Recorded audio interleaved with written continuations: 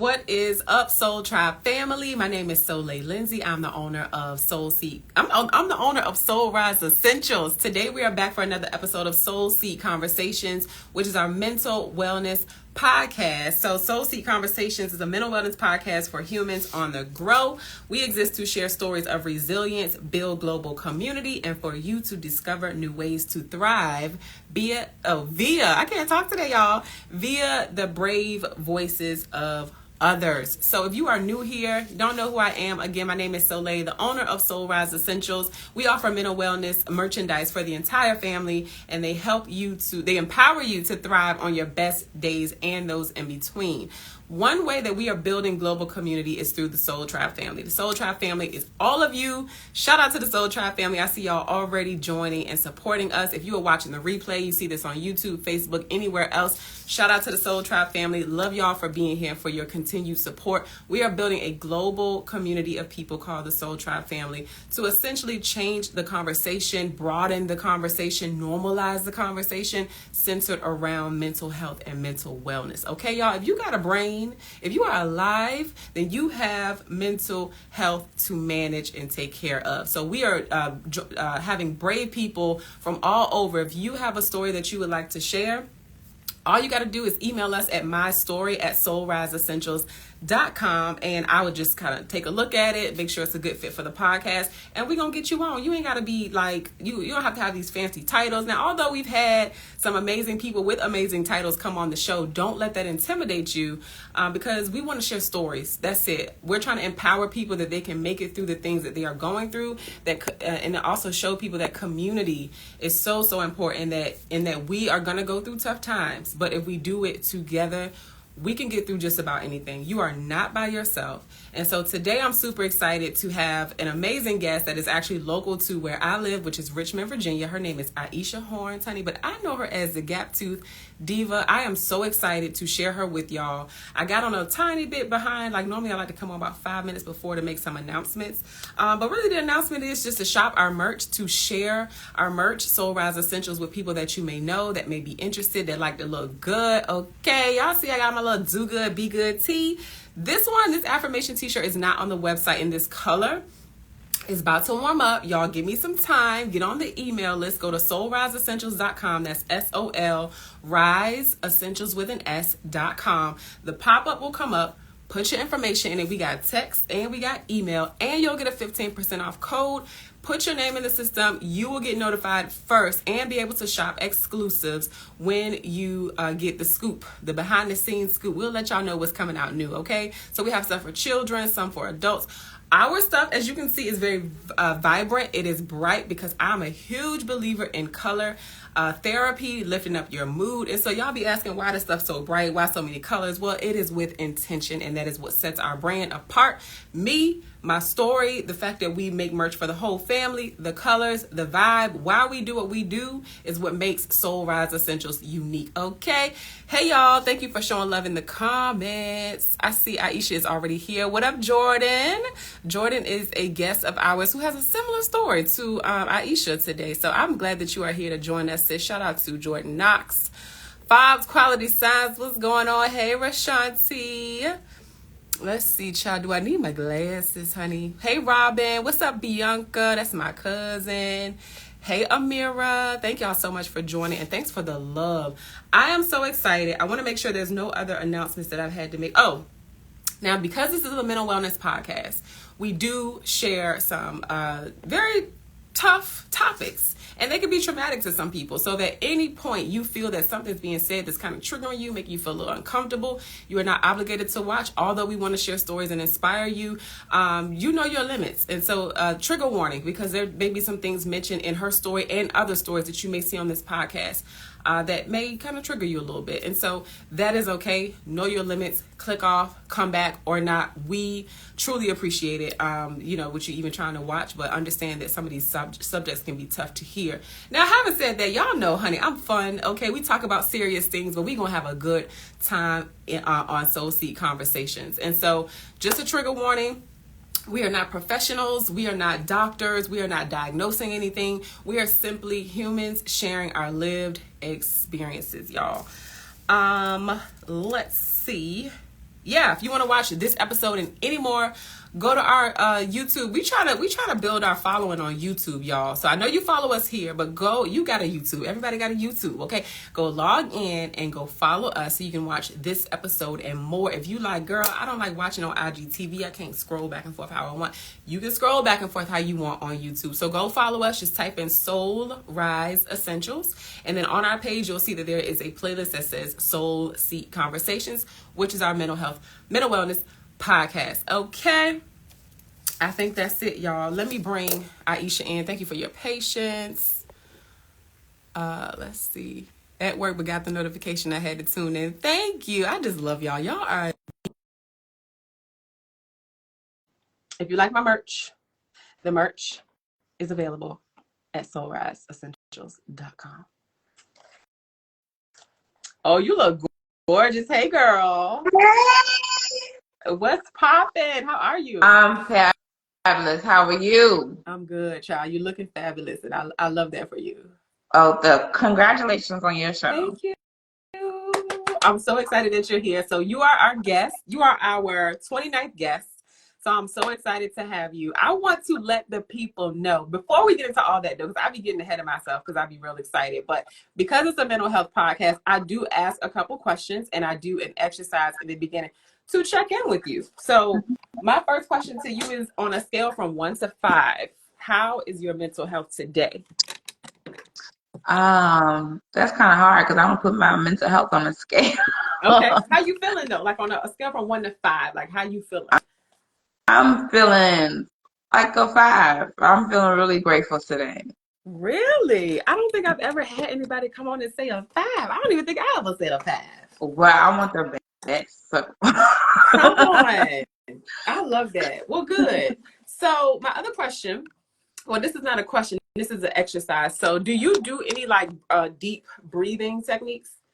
Mindful exercises? Yeah. Yes, I do. That involve breathing? You do? Mm-hmm.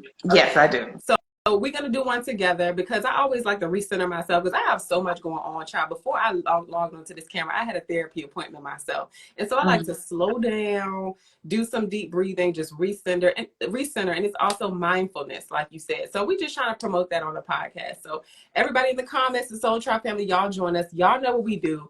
All we do, Aisha, is for 4 counts, we breathe in, we hold for 4, and then we breathe out for 4. We do that 4 times. Very simple. All right, so close your eyes, get relaxed, and we will start. So 1, 2, 3, 4 in. Hold and out. One more time.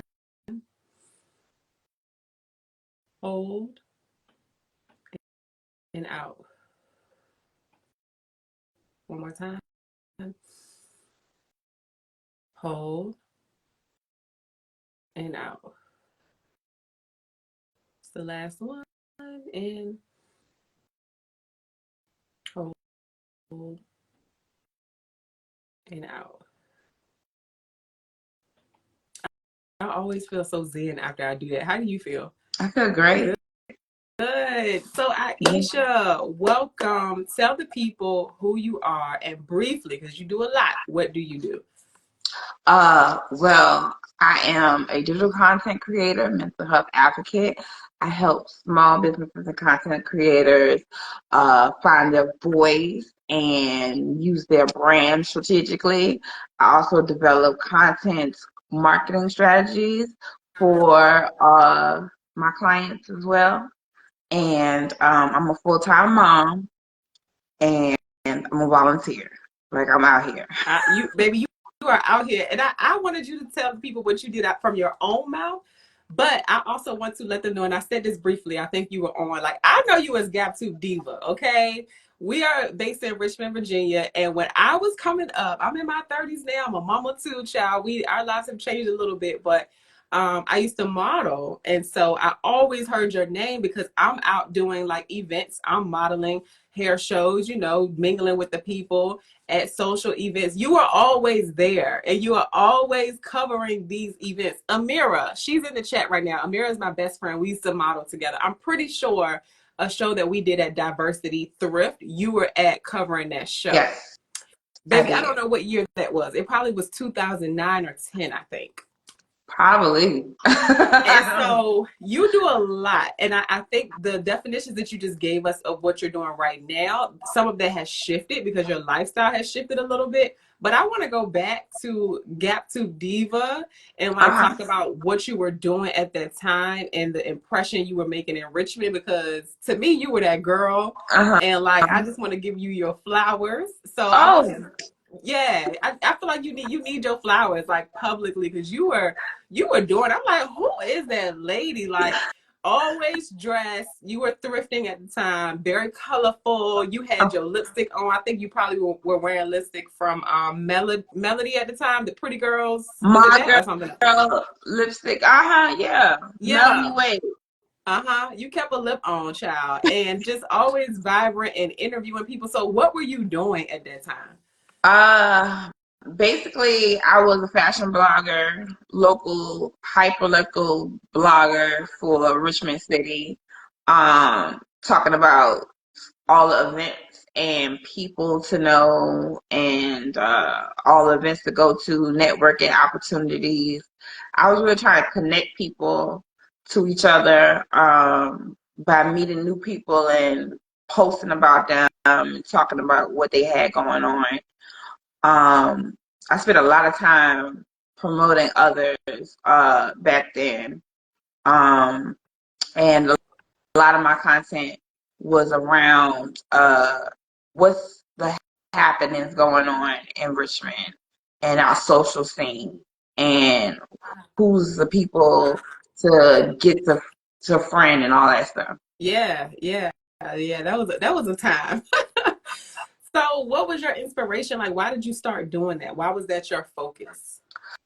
Because I wanted to be able to do that. Like when I decided that I was going to be putting myself out there, and I decided I wanted to do Gap Tooth Diva, I wanted to meet people, and I wanted an easy way to go about doing it. And a lot of people were shy and didn't want to talk about their business or didn't want to talk about their dreams and their building their brand back then. And I really wanted to people to put their voice out there and promote themselves and really push towards their dreams and their aspirations, because everybody wanted to start a business back then and everybody wanted to get online and everybody wanted to connect. So why not have somebody who was helping you do that by telling you exactly who to connect with and who's really doing their thing and not shy and not trying to do business on the side. I love it. I just again remember seeing you at so many events with your husband, child. He was right there with you. I said that man is supportive because he right there with you. Yes. He filming, he your bodyguard. It's just dope to see. And I love, listen, I know this is a mental wellness podcast, but I talk about Black people, honey. And I talk about Black love because I feel like Yes. those things are important to highlight as well as a Black woman, and to see you with your husband like just supportive of everything that you were doing. I feel like it was a very positive visual for Mm-hmm. people to see, because he seemed, because I don't know him, but he seemed to be opposite from your personality. Like you were loud and talkative and colorful, and he just kind of balanced you out. He supported his woman. Right. I It was love wonderful. it. Yes. So I got a whole bunch of notes, honey, and where I would like to start, I wanted to give some background because I always feel like people's origin stories are important. If Mm-hmm. you tell somebody that this is something that I'm struggling with, it doesn't just happen out of the blue. And so I always think to myself, okay, well, what happened? Like, where did you grow up? How did you grow up? Things like that. So I want to talk about all of that with you, but I would like to start with you're not from Richmond. You're No, from somewhere else. I'm from Queens, New York. Okay, so what brought you here? My family. Okay. Okay. So your mom was a teenage mom. Yes, she was. She was Okay. 15 when she had me. So y'all And super close in age. yeah, we're pretty close to age. So I'm right where she at. I'm about to be around the corner from there. Oh wow. So Jordan said that she's in Queens. She's from Queens as well. So you and Jordan have some things in common. Look at that. I love that. Queen. Okay, so you are a wife, a mom, a business owner. How are you balancing all of that with your mental health? And if you want to tell people what that looks like exactly, you let them know. Well, I have schizophrenia and bipolar disorder, and balancing being a wife, being an entrepreneur, and being a mother is a juggling every day. So there's really no official balance. Sometimes you're going to be better at being a mom than being a wife. Sometimes you're going to be better at being an entrepreneur than being a mother. Sometimes it's the other way around. It switches up every day. So there's no specific balance. There's how you juggle it, how you maintain it. And I'm doing that through prayer, organization, and intentionality. Because other than that, I wouldn't be able to do this. So if it wasn't for God, that's all I can say. If it wasn't for God, Come on. I don't know where I'd be. You want to know something? You literally just said something that my therapist told me because I'm like, I'm trying to juggle, all of this stuff. I'm trying to balance. I love to use that word balance. I look at life as just like a balancing act, right? Mm-hmm. She said, with everything going on, just like what you said, she said, it's not a balance. It's just balancing. And Right. you said it. You said it the same way. And I'm like, damn, that is a word. So thank God for that confirmation through you. Yes. So I want to go back just a little bit. You have 2 boys or 3 boys? 3 boys. Baby, I only got 1 boy, okay?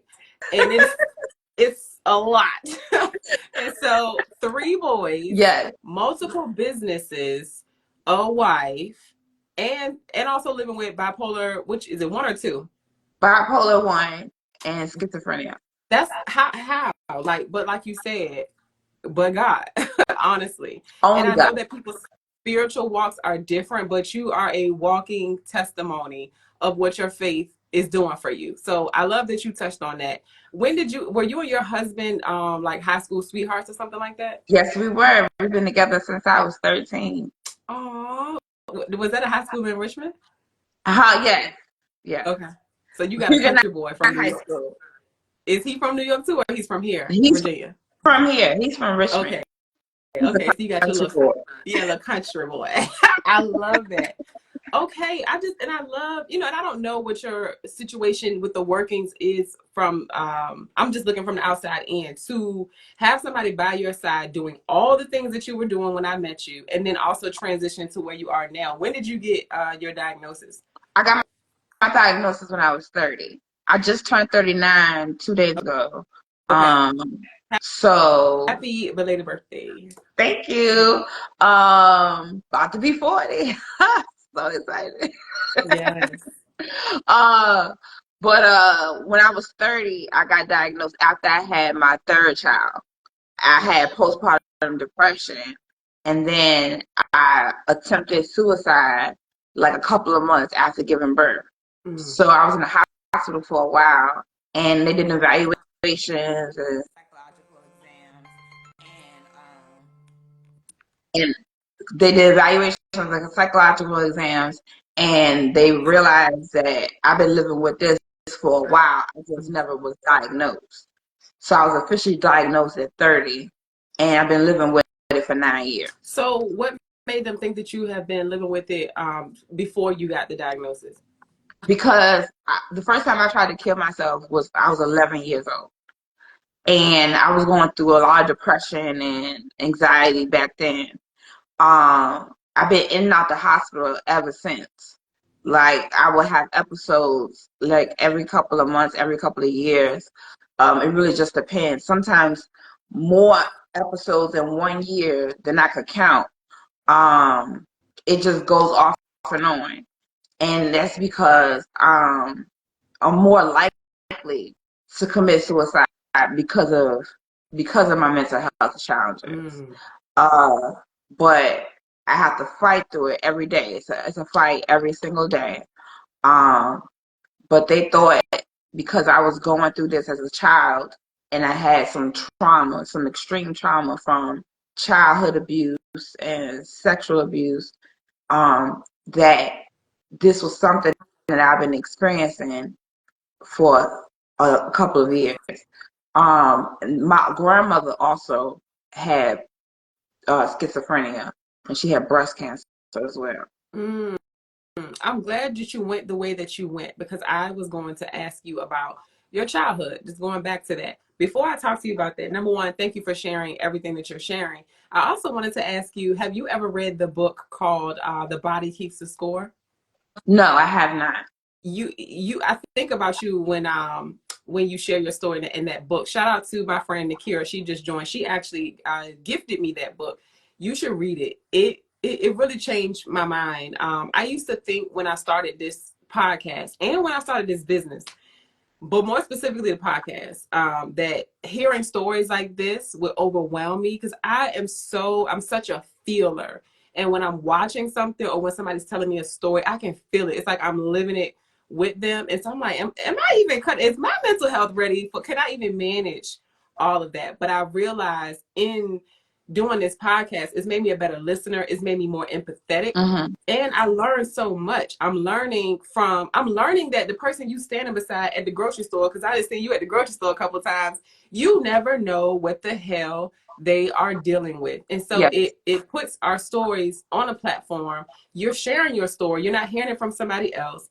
And you're educating people, and you're saying, this is what my lived experience looks like. This is what symptoms I was having. Mm-hmm. And if you got somebody in your life or in your own life and you struggling, you're like, you know what? I've been feeling like such and such lately. Maybe I should go get an evaluation or something like that. But I learned so much. Like, Nakira gifted me that book, and it shifted my brain from, can I handle this, to now I actually understand it more. It's not you just wake up and you having an episode. Something happened typically, and I'm not like a professional on this, so this is just my opinion. Right. And also from what I read in the book, it's almost always rooted to a trauma from childhood. Yes. And like you said, in your case, complex and multiple traumas. Right. So I really want to spend a little bit of time there to help people to drive that point home a little bit more. So talk about your childhood and what things you experienced that you think maybe have some roots to your diagnosis. Well, from childhood, I wasn't always this diva, high self-esteem, having confident woman. Like, I was not all about that. Also was not raised in the church, and not raised by going through the word and all that. Like, that wasn't, my mother didn't quote scripture, and my father didn't quote scripture to me. Like, we didn't do anything with church when I was younger. So as I was growing up, I was being sexually abused since I was 2 or 3 years old, by several men in my family. Mm. And I grew up feeling like I didn't have value, like I wasn't worth anything, and that my body was only the thing that people cared about, and my assets and stuff like that. So I eventually grew up as a teenager being rebellious and wilding out because I was acting out some of the trauma that I had experienced as a child. But as I was a teenager, I was going through my own personal trauma because I was taking that abuse and stuff like that out on myself. And I became a cutter, and I became suicidal, and pill popping, and drinking and stuff like that. Like, I started doing all this crazy stuff uh, to find some purpose, to gain some perspective of life. Like, I was searching for somebody to love me, but I wasn't loving myself. And nobody was around telling me to do that. There was no women that looked like me or that was out there doing it, telling me to love myself and to be. It was no role models. There was no role models around. So as I got older, I realized, first, I found God, uh, gave my life over to God. I'm not perfect, but I am a God-fearing woman. But I gave my life over to God. I fell in love, and I experienced a love for myself that I've never experienced before. And it was something like being able to discern between what happened to me and what I reacted to and what I did with what happened to me. I looked at it as something to be mad about and to act out and be like, well, this because this happened to me. This is why I'm acting out because this is what I experienced. This is my trauma. And not realizing that it wasn't bringing value to the situation at all and that no one could understand just how painful it was. And I wasn't able to understand how painful it was because I feel like it stunted me in my development. It took me from being a little girl to a grown woman at a very early age. So I wanted to be that. I started to realize that I wanted to be a Proverbs 31 type of woman. I wanted something to obtain to. I wanted something to look forward to. I found purpose, and God was showing me that I went through all that for a reason. Like, nobody never looks at it like, but was you qualified? I was qualified to go through this, to experience some of this trauma, to be cutting myself, to be taking the pills, to be trying to kill myself, to have myself wilding out in the streets and misbehaving and all that stuff, doing the most because God wanted me to be able to tell somebody else, you don't have to do that. You don't have to go through all that. Now, I still battle with confidence and all that still to this day, especially after losing so much weight after my gastric bypass surgery and stuff. So I had body dysmorphia and felt like I didn't look right and I didn't love my body and all that. And I'm working through that currently, like loving myself, taking myself to the gym, pampering myself and all that. It's like the trauma that I experienced and I went through, the challenges and the obstacles that I've overcome, prepared me to be somebody who is empathetic to those who are going through it, who's understanding of those who are struggling. And I can't imagine what kind of woman I would be had I not gone into some of those fires and came out on the other side. Girl, that's powerful. Y'all can hear how she's speaking, right? Y'all know she's a speaker and like she's used to talking because I'm just like all dialed into everything you're saying. And I love the way you share the stories. Like you making sense of everything and you're honest and raw and truthful and authentic. And that's what this podcast is all about. So thank you for sharing that. Mm-hmm. I want to look at my notes to make sure I don't miss something because I got a lot of notes. Girl, give it to me. What'd you say? I said, give it to me. Yes, girl. I'm really excited about this conversation, like very excited. So I got a question about your dad. Was your dad also a young dad as well, or was it just your mom? My dad was R. Kelly. Now, I'm done. my dad was in his 20s when he had a baby with my mom. So he was grown up, but I guess because he's I guess he was like a little childish, maybe. I don't know. A little immature.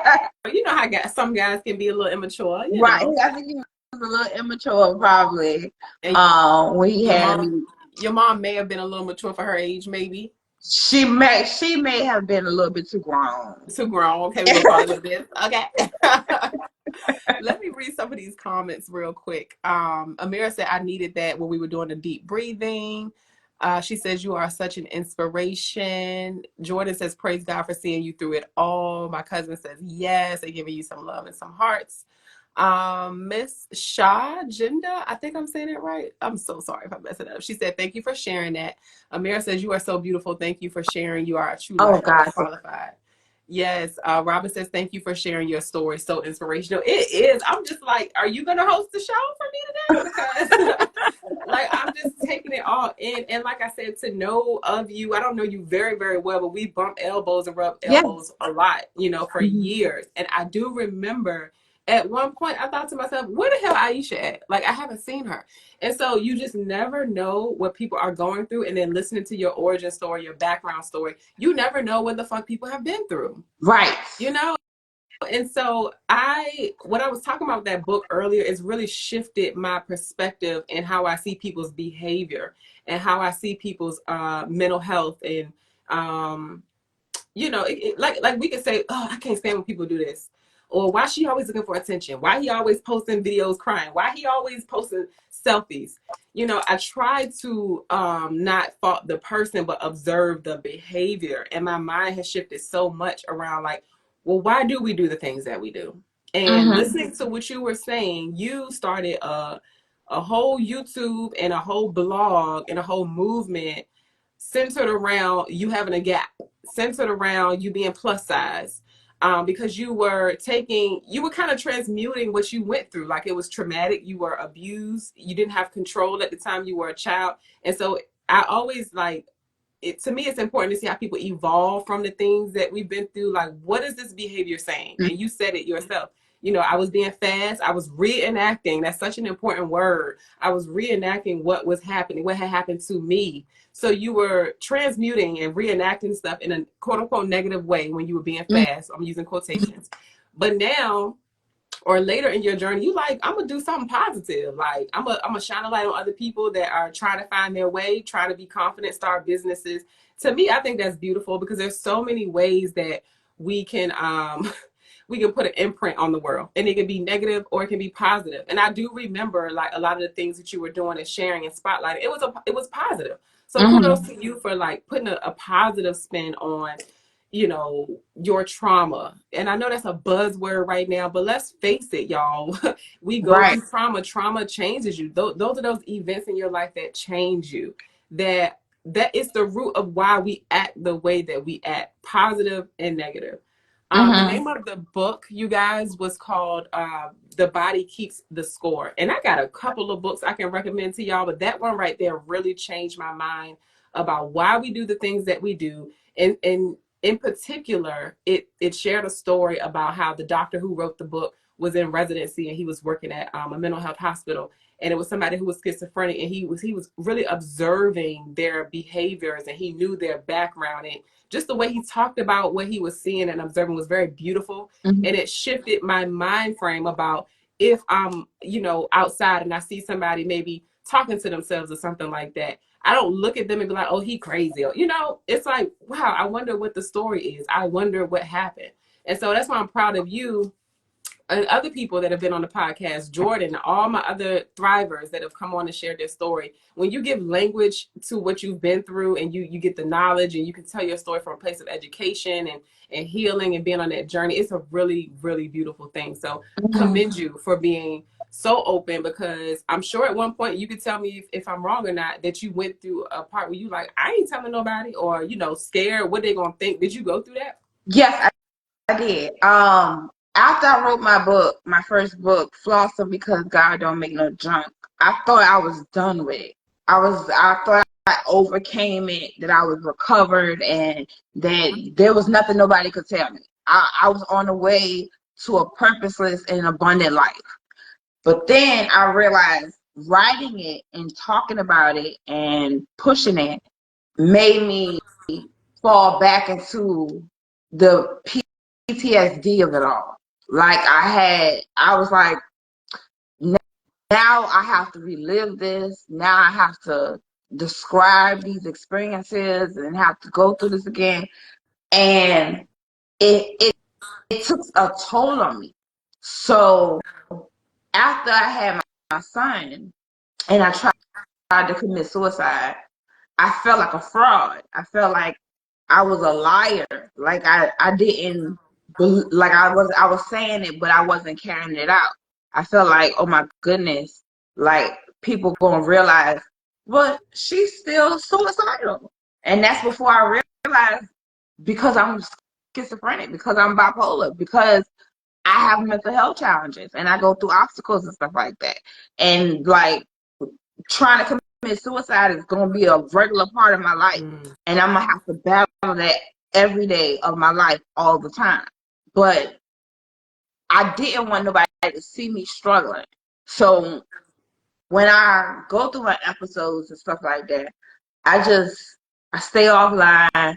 I don't talk too much. I don't put myself out there.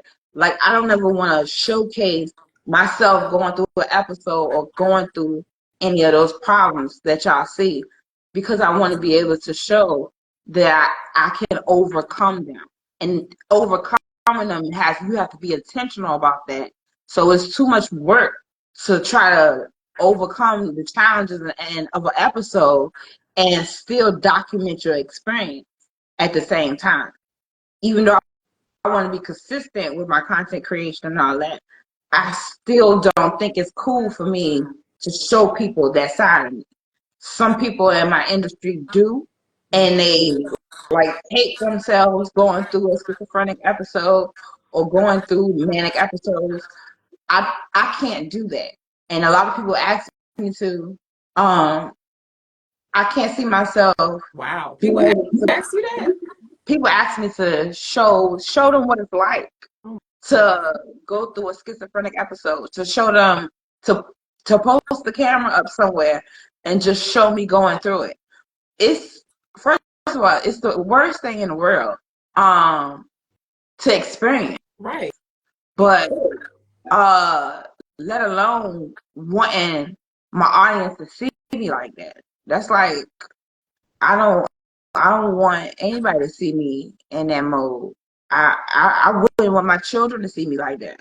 Like, I work hard to make sure that when I'm going through my problems, that I isolate myself and get it together before I go to prayer, and I make sure that I get it together before I put myself out there again. It's the resilience for me.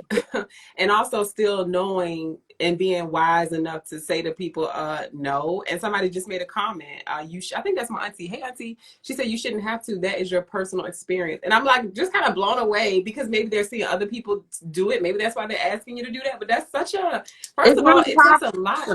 Huh? I said, it's really popular. Wow. I did not know that. Okay. Yeah.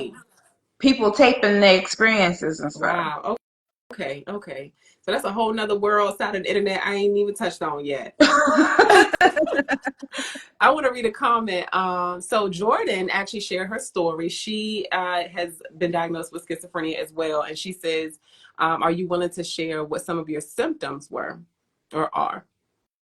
And Real also says, I love the way you protect yourself. Agreed. Thank you. Yes. So I have auditory hallucinations, which are basically I hear voices. If I don't take my medication now, it's terrible. Like, I can't even hold a conversation with somebody else, because there'd be too many people talking at one time. I also have like deep depression, symptoms of isolation, not caring for myself, feelings of suicidal ideation,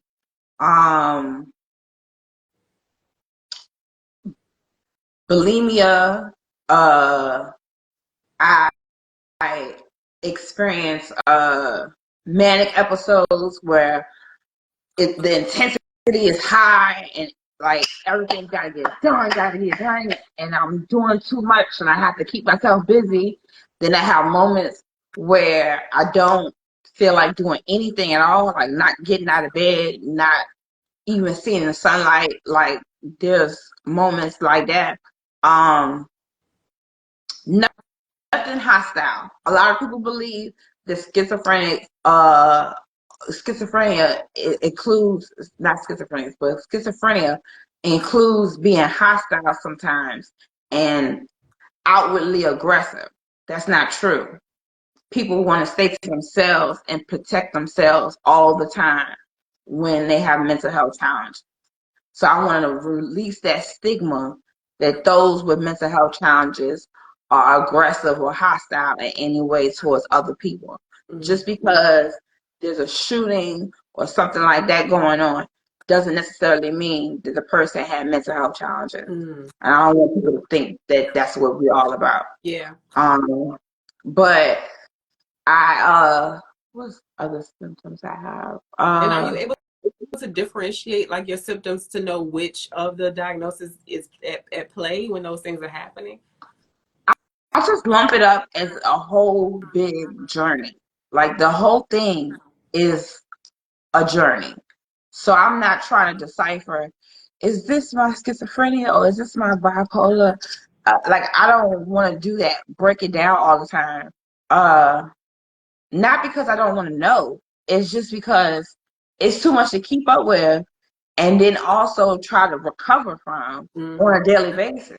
Right. If I'm always overanalyzing, my therapist tells me if I'm always overanalyzing the diagnosis, then I can't cure the symptoms of the problem. And I'm on a journey of trying to cure the symptoms of the problem instead of trying to break myself down. Like I've been through the experience. So of course I know more than anybody else what I'm going through and what's happening to me. So without trying to be super intellectual about it and say, well, this is this part of my diagnosis that has me feeling this extreme measures and all. Like, forget all that. I can't. I got kids. I got things to do. Yeah. I love how you said that. You said without trying to be like super intellectual and over and like that's the Aisha I know. Like Aisha gonna talk her shit and say what she gotta say and be smart and know what the hell she's talking about. I love that. That's so real. It's like you got other shit to be worried about. Like Right. it's happening. It's happening, and that's all I know. I'm trying to manage this shit and get up and do what I gotta do after all that is over with. Right. Ooh, child. I'm trying to be Sigmund Freud, like. Right. I'm like, I'm trying to get over this. I'm trying to bring some normalities in my life. Yeah, I love that. So Jordan said, "I battle a lot alone. Yep, when it's the worst, it's God and not fighting." Yes. I'm just proud of y'all. Like sharing your story, and like you said, you dropped one word, and I'm like, yes, I'm glad you said that. What did you say? You used the word stigma. Like we getting rid of that stigma. Yes. This is probably what you heard, but from someone that's experiencing this, this is what it is. This is what it can be. This is my experience. Again, that's why I love doing the podcast, so you can hear from people who are living it. Like it's one thing for somebody who studies it to intellectualize and say what this may look like, but you like this is what it looks like for me. Love that. And by putting a voice to mental health challenges, by putting my face out there and telling people what's going on, I start to realize that a lot of people treat you different.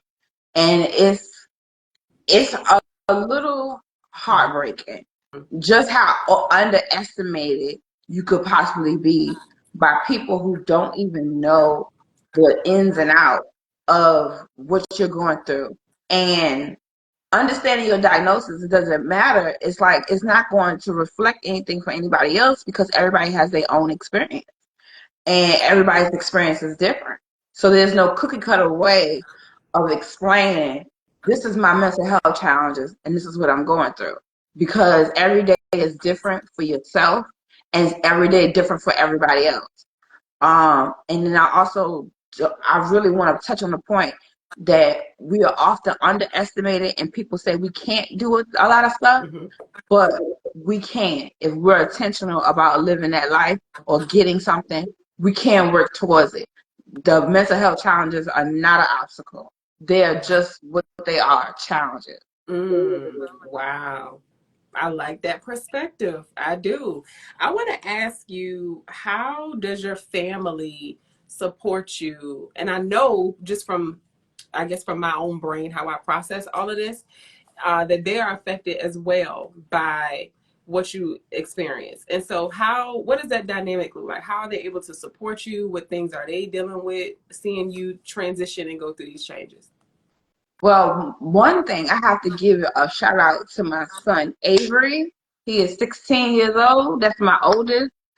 He was there from the beginning, before I found purpose, before I recovered and started my road to recovery. He was there supporting me as a child, and he didn't have to. Like, that wasn't his place. And when I was having seizures and stuff like that, he would come and call his father and be on the phone with him, helping me get through the seizure, standing there waiting for the ambulance and the police to come. Like, he was doing the most as a kid, as a very small child, while I was trying to run all this and do the most with my life. My husband has been very supportive.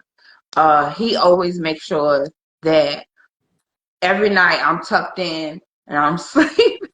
Like, he makes sure I get from point A to point B safely. Like, that is my ride or die right hand man. I So have seen it with my own two eyes, child. I give it up. Like, I wouldn't be alive if it wasn't for God putting him in my life and making him bring me to him. Like, God used my husband to bring me to him.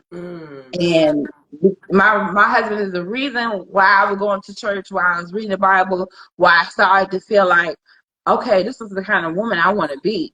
Like, this is the kind of woman I want to live as. If I want to live, this is the life I want. And I just thank God every day for my husband. My mom and them, they also help. My sisters help. My extended, my in-laws and all that. Everybody pitches in and helps. But I'm telling you, those two people, my son and my husband, Yeah, those, Avery was like, I think he was like 3 or 4, maybe younger than that back yeah. in them days. So he has grown up. That's crazy. And our children, I'm glad that you said this, because sometimes either we put our children in these situations, or they just end up in situations where they have to mature a lot Mhm. faster than what they really need Right. to. But it sounds like you have taken ownership of, like, I was doing the most and my son was there helping me clean up the pieces. And so I know, with you being real about that, I know he'll appreciate that, Yeah. that you're not in denial. Like, it is what it is, Right. and this is what I was doing. He's right there with me. So sounds like he's gonna be a great guy, just like your husband. Oh, yes. Um, He's gonna make some girl proud.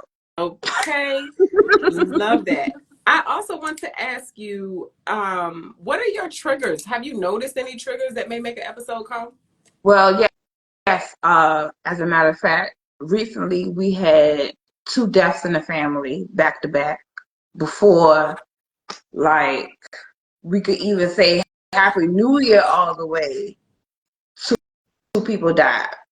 And that triggered me thinking about death and my mortality and how I want to live my life and how I want to be remembered and all that. And it triggered me into a depression. I've gotten out of it since, but what I learned this time around, because I think you learn something each time.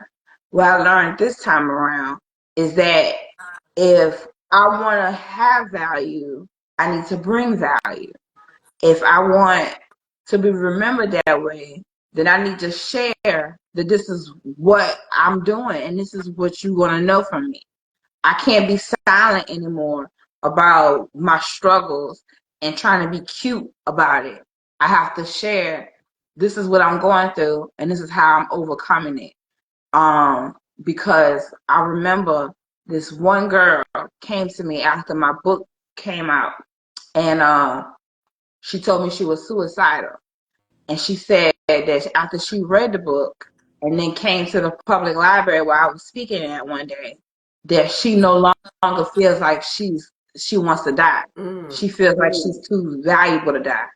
That her purpose is bigger than what her reasons for dying for. And that's what I always ask myself every day is my purpose bigger than the reason why I want to die? Do I want to die because I'm having car problems? Or do I want to die because one of my kids got a bad report from school? No. Like I want to live because I need to be there for them. I want to live because there's somebody who's out there looking for some love and affection from somebody that they don't know. You know what I'm saying? And they need it. Like they need that compassion and empathy, excuse me, from somebody else who could understand what they're going through. So is my reasons for living outweighing my reasons for dying. Dying is just when to die is just a temporary thing and it's not gonna last. I'm not gonna always feel like it. And I can't keep doing that. And that all these deaths in the family really made me realize that. Man, that is so good. Oh, that's so good. Man. Somebody said that I heard this. I don't know why my face itch. I got an allergy shot yesterday. I'm like reacting to it, I guess. I heard someone say that you die once, you live multiple times. Like every day you wake up is a day to do something different, to turn that thing around, to be resilient. And the way I've been processing my mortality lately is I'm here. I don't always know how or why, baby, but we gonna have a ball while we here. You Right. know, I'm gonna Exactly. show up big, bright, and bold. Why would I blow the chance to show God's light, to show how Right. miraculous He is? Because He, like you said, He ain't make no jump, baby. Yeah. Okay, I don't so make no jump. you can say I'm loud, you can say I'm opinionated, you can say I'm too bright, I'm too colorful, I'm too this, I'm too that, baby, but I exist, and I'm not about to be boring for nobody. Okay, if that's your life path, cool. If you want to be in the shadows and it's your style to be chill, cool. We not saying anything's wrong with that, but that's how you choose to live your life. The way I'm choosing to live my life is out loud and in color. And yes, we're gonna have some challenges, right? But we building community to show like, yeah, we going through some shit, okay? Right. But we doing this thing, not always with a smile on our face. However I feel today is what you gonna get, okay? Right. But, you know, there are days that are really beautiful and really colorful and really worth living. And then you will have them days where you feel like, damn, I'm blue today, right? But Right. that's okay because you don't have to stay that way. And we are powerful. Our brains are powerful beyond measure. God is powerful beyond measure. And so to me, I look at it like, okay, how am I going to pull myself out of this, you know? And also I give myself space to feel blue. Like it's not gonna be roses and so even when No. it's cold outside, everything dead. You You can know, work out all you want to, but God is gonna stretch you. You know come what I'm on. saying? And You can work out all you want to, but God's going to stretch you. the So lessons that you learn from the shit that you go through, you ain't gonna get it any other way. exactly, exactly, exactly. You getting tuned up every single time. So sometimes I welcome the tuning. Like, yes, tune me up. God, right now in this season, right now, I don't want to be stagnant. I don't want to be lazy. I don't want to be tired all the time. I want to be tuned up. Give me some stretch me out. Put me in the game. Like, tell me what you need me to do and show me a right way to go about it. And that's how I keep doing it. I keep asking God, use me. If you're going to let me live, if I can't die, then use me so that I can feel valuable to somebody else, to Wow, feel valuable on this earth. that's powerful. That's a powerful perspective, and I can guarantee you. I know they probably ain't wrote it yet, but I can guarantee you that regardless of whatever people are experiencing, whatever their life looks like, their mental health, I know just by you sharing your story and bringing your personality and your energy will touch them. I know that for sure. That's why I wanted to have you on here because that's how I feel about you. And I'm like, people like us, you know, we live in a smaller city, but, you know, folks know who we are. They know our name. When we come out and we say that this is what I've been dealing with, and they're like, damn, really? And you were doing all of that, you know? I You think don't look like you're a mess. it's so impactful. It is so impactful because it gives people permission to share their stories. You know, it ain't got to be on YouTube or on Instagram, whatever, but just to be open and honest with themselves at least.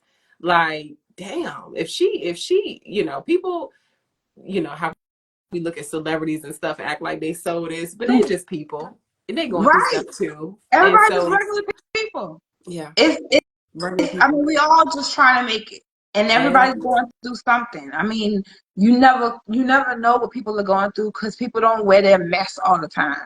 My testimony is not it's external. I'm sorry.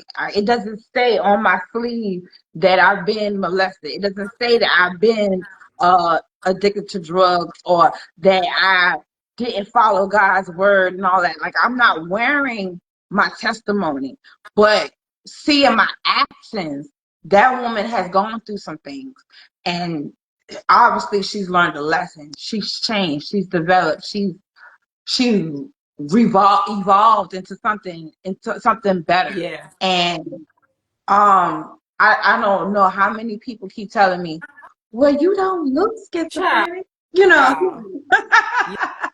You know, but I'm like, stop it. and honestly, like again, that's why I'm glad I listen to stories and I'm reading these books and I'm learning because I view people differently now. Like when I think most people think about a homeless person on the street begging for money Mhm. or talking to themselves or something like that. And so now it's like you could be standing beside the person in the grocery store.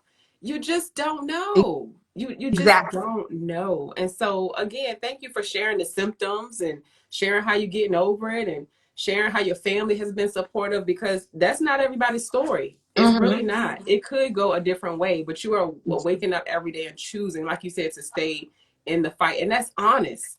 Like I'm you ain't living on in here telling nobody, gratitude. yes, you're not on here telling nobody you're gonna be healed tomorrow or that you're not gonna go through any more episodes. It's honest. Right. I'm Yeah. living, I have to live in gratitude and realize that this is an ongoing journey. And some parts of the journey, some seasons I might be by myself, some seasons I might have somebody here with me, but all the time I'm supported through the entire journey. And that this is not something that's going to end tomorrow. It's not a cure for it. There's no surgery you can get. It's a mental health condition. So I just have to make sure that I don't look like my mess, that I show that I'm capable of doing it, and that I'm intentional about getting out there and putting myself out there instead of being isolated into myself. You know what I'm saying? Like, I have to be Yeah. purposeful. And if it's not, I can't work on it. I can't do it. That's it. And like you said, you ain't got to look like your mess, honey, but just be honest about it. Because you don't know who else is going through it that think they can't make it through it. But they see you thriving, like, okay, if she's doing that, maybe I can do that too and put in the work to make it happen for my life. So love that, Aisha. Let me get through a couple of more news. Make sure. Oh, I wanted to ask you about your mom because I know that you guys at some point had an estranged relationship. Is that right? Yeah. So how was that, I guess, before, during the estrangement, and now? What's that path like for y'all? Well, my mother didn't always make the right decisions when she had me. Like I said before, my mom was 15 years old. So, her raising me was sort of like other people raising me in addition to her. Like she couldn't even take care of me at one time when she had my sister. She couldn't do both at the same time, so she sent me away for a while. Um, so I always remembered that in the back of my mind, like she was just too young to have me. She wasn't mature enough to understand what she got herself into. Um, Especially a child with mental health issues. Mm-hmm. Um, so I was angry at her for a long time and blamed her for a lot of stuff. Which in actuality I had the right to, but I didn't take in consideration that she was doing the best she can with what she had. So I did forgive her for that. And since I forgave her, we've been okay. We've been tight. I mean, we've been good. She's been supportive with the kids. She's helping being that grandmother that she's supposed to be, being the best grandmother that she could ever be as a mother. Like, Mm-hmm. she's being more of a grandmother than she ever was as a mother. But um, I'm appreciative of it. We went through our journey of a tumultuous relationship where she would break me down and tell me like I was a woman on the street, just how much I wasn't worth that. Like she would tell me that I was a bitch. She would tell me, like she would let me know about myself. Like we were two girlfriends, fighting over something. Yeah. Like, but then I realized it was because she didn't know how to raise a teenager. And my teenager gets some out with me sometimes. And it'd be like, hold up. I'm not the one. Yeah. But I can imagine for myself how I used to be, how hard that must have been for her to be able to deal with at such a young age, and then still trying to raise two other daughters. So I give her grace and know that she was doing the best she can, what she had, and what she knew to do. So we didn't have all this information back then. We was growing up. The information that we have now about mental health and about adolescent development and all that. Yeah. So I, I give her grace and I forgive her. That's beautiful. I love to hear it. I also want to ask you, because now we're shifting into toward the end of the podcast, and I like to shift this conversation to what do you do now? So in the beginning, I asked you, what do you do? And that's more so your title, things like that. But what practices, and you've shared a couple things, but what positive practices or mental health practices are you incorporating into your life that keep you healthy, that keep you joyful, that keep you thriving? What do you do? Well, I do mindful exercises, breathing exercises, um, pulling on my limbs, trying to make sure that I'm present, I'm here, that I play play with my fingers and stuff like that to bring me back to reality. I do other mindful exercises, like rubbing on my earlobes and telling myself that I'm calm, I'm here, I'm present. I work out now. I didn't work out before. I work out now, and that's like it's like sex. I mean, you can't get enough of it. Working out and getting out there and pushing my body and all that. Like now that I'm able to, because I'm not plus size anymore, I'm able to push my body further. So I'm weight training and all that stuff. I go on walks all the time. I'm out in there in nature, especially when it gets nice outside. We start doing hikes and nature walks and stuff like that to calm my soul. Try to watch what I eat, take my medication. I'm going through therapy, and I see my therapist at least 2 or 3 times a month. So it's a regular relationship. Like he's like my other husband. I love it. It's like I'm always in therapy, and I utilize it because I mean, if I can, then I need to use it. But I just keep a organized life, and I keep focused on my kids and being a good wife, being a good homemaker, and being a good entrepreneur, and being a regular example of what perseverance looks like. Thank you. So, what are there any types of specialized therapy that you do, or is it just talk therapy? Cognitive behavioral therapy, Okay. and then What is before that for I people was who don't know? What does that look like? it's just it's not a lot of talking. It's more so a lot of strategy planning, like telling you how to list your accomplishments and telling you to document your feelings every day, journaling, talking about letting letting you rant a little bit, but also trying to steer you into realizing what are we really upset about? What are we really focused on right now? What is the topic of this conversation?